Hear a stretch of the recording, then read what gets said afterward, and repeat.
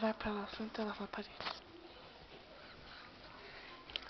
Agora fala, cadê a vovó? Tá trabalhando. Cadê o vovô? Tá trabalhando. Cadê a mamãe? Tá trabalhando. E eles vão voltar? Não, Não vão voltar? não. Acidente. Mas eles não vão voltar? Eu pedi o grande pra tirar foto. E cadê a vovó? Tá trabalhando. E quem vai fazer batatinha? Ninguém não tá aqui. E quem vai fazer mamadeira? Ninguém tá aqui.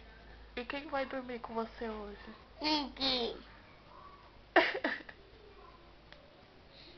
Quase todo mundo foi trabalhar.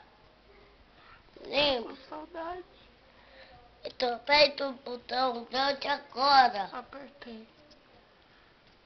Você tá com saudade? Pô, então deixa eu ver. Não. Ah, Chora, Natan. Pode chorar.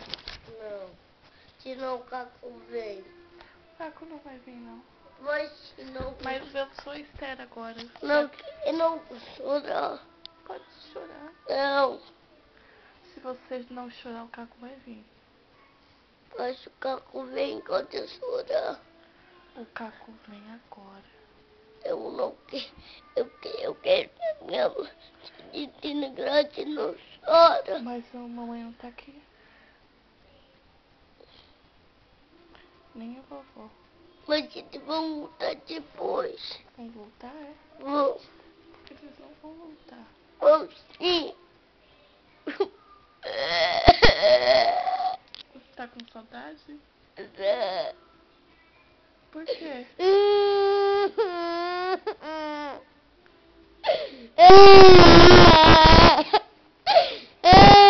Cadê a vovó? Tá voltando lá.